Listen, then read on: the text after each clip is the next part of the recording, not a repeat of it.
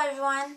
Okay, long story short, the way this all came about is that a few days ago I just so happened to pick up my Nintendo DS and just started playing one of my Pokemon games again, and just fell right back into the swing of Pokemon, and it dawned on me that I never stopped being a Pokemon nerd. So this video came about. So without further ado, here are the traits of being a Pokemon nerd. Alright, 1. You saw the name of this video and automatically knew that it pertained to you. You've seen at least the original Pokemon series.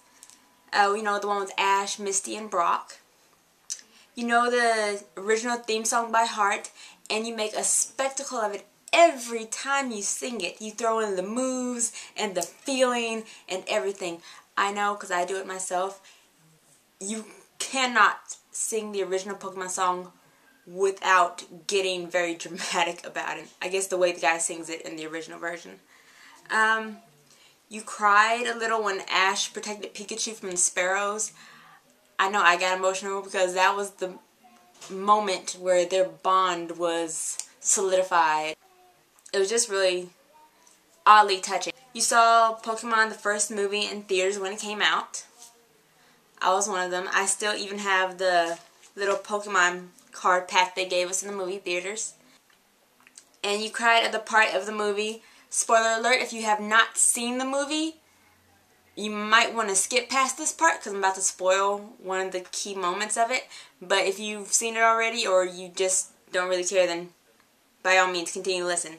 Anyway, you cried at the part of the movie when Ash gets in between the attacks from Mew and Mewtwo, and once both of them hit him, he turns into stone, and all of a sudden Pikachu starts crying, and then all the other Pokemon start crying, and you start crying, and you go from like wonder and amazement to just like sitting there just tearing up, crying your eyes out alongside the Pokemon, seeing all them sad and everything. So if you cried at that part, congratulations. You're just like so many other Pokemon lovers out there. If you didn't, you just do not have a heart. But anyway, next, if you own Pokemon cards, obviously I do, and especially if you know how to play the Pokemon trading card game. I was never good at it. Apparently there was math involved, and I was never good at math. I'm still not good at math. But if you learned how to play it, props and kudos to you, because I just never got it. Yes, I do have a list in front of me so I wouldn't forget anything. You know the name of every single Pokemon that you've ever seen. If you know all the evolutions of every Pokemon, then you get bonus points. You own at least 2 Pokemon video games, and pretty much anything Pokemon related, like the little Pokemon figures they used to make, or you know, just any Pokemon item in your house counts as well. You get pure satisfaction from capturing a Pokemon that you have been trying to get in your Pokedex. You're just like, yes, finally, I have it, and you're just elated about it. You become the happiest person on earth when you catch a shiny Pokemon without any cheats. You hate Magikarp. Well, you hated Magikarp before you figured out that it becomes into a Gyarados. You hated when you went up against the Elite Four for the very first time and their Pokemon was allowed to go first, which I think was an unfair advantage, seeing that you're going up against them for the very first time and you have no idea what to expect. And their Pokemon hits yours with like a one-hit KO, and you're like, crap, what Pokemon's gonna work? And you're just like dishing out all your Pokemon and nothing's working, and you lose pretty much on the first person in the Elite Four. So there's always that. If you've ever had a pep talk with your Pokemon after a loss, it's like, you know what, this is a loss for the team. We tried our best. We're just gonna have to train harder and come back and beat them next time. And have a lot of antidotes and super antidotes and revives and max revives and everything of that sort. Also, if you've ever in a Pokemon battle yelled at your Pokemon to wake up or to snap out of confusion or attraction. I'm pretty sure we've all done that at some point, because it just gets really frustrating when they don't attack and they're just getting hit with the opponent's attacks and everything like that.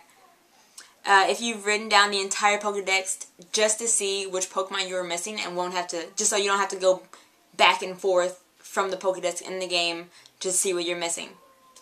If you've ever categorized all the Pokemon that you owned, you know, name, gender, type, attacks. Apparently I was very organized as a child. You've gone to Pokemon events just to catch the legendaries. I've done that, and I'm not ashamed to admit it. You know, whichever way you can get them is great. You've wished that you could. You've wished that you could breed legendaries. You've been or have been to or have participated in Pokemon tournaments. I attempted to once. I walked in there and saw the people that were there, and they were like pros at the game, and I was like, I was gonna participate, but seeing everyone else that's here, I'm just gonna go. And I pretty much stayed for a few minutes, realized that I was out of my league, and then left. If you ever said that if Pokemon were real, you would have dropped out of school to become a Pokemon master. I said that. I still very much believe it. And I'm pretty sure a ton of other people believe the same thing as well. Because who wouldn't want to become a Pokemon master? Come on. Right on the back of a Charizard. We all want to do that. We all want to do that. If you've actually also wished that Pokemon were real, I still believe that. I would like to have Pokemon and then our regular animals too. So we wouldn't have to eat like that nasty tofu kind of stuff. I don't prefer tofu. If anyone out there actually likes tofu, no offense. It's not for me. And I wouldn't want to eat a Pokemon. I wouldn't want a Pidgeot on my table for dinner. Just saying. Also, if you have a closer relationship with your starter Pokemon than some of the members in your own family, that's a big one. If you feel like a proud parent when your Pokemon evolves, it's a wonderful moment. You're like, I trained them to this moment, and now,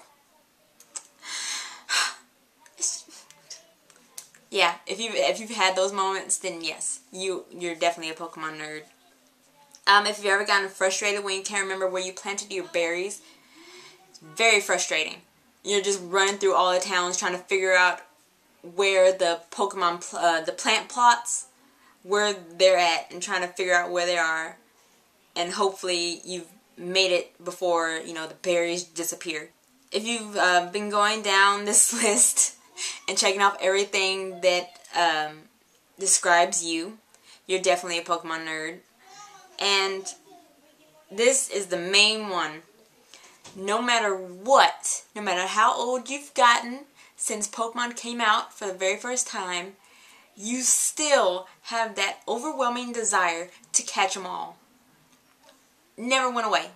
Never. And you're willing, maybe later on, maybe when you have the funds, to do anything that is necessary to get the Pokemon that you're missing. If it's buying a new console, trading with other people, you're willing to do those things just so you can have the bragging rights that you have all the Pokemon that ever existed.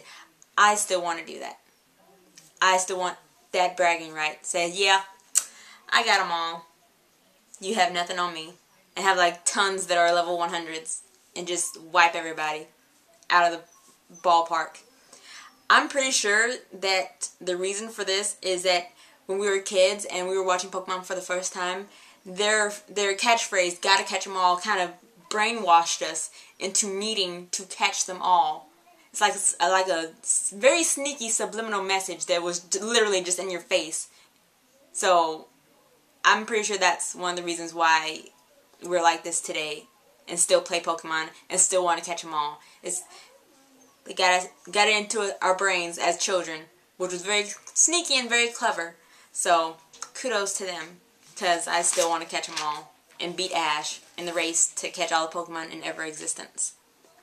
So, if you realize, like for the first time with this list, that you are a Pokemon nerd, congratulations! Welcome! You know, you're like so many other of us in the world, and you're not alone. You are not alone. Some of my friends are still Pokemon nerds to this day, and they're my age. And it made me feel so much good. It made me feel better about being a Pokemon nerd, and I wasn't so weird feeling about it. So, yeah. You're not alone. We're still here, like me. And, you know, be proud of it. You're a Pokemon nerd. Embrace it. You know? I don't know, just continue to be your nerdtastic self. You know, don't be ashamed of it. Alright, and that is it. I don't have anything else to show you guys. Except my Pokédex again. One of my crowning achievements. Weirdly enough. Alright, anyway, that's it. I'll see you guys later.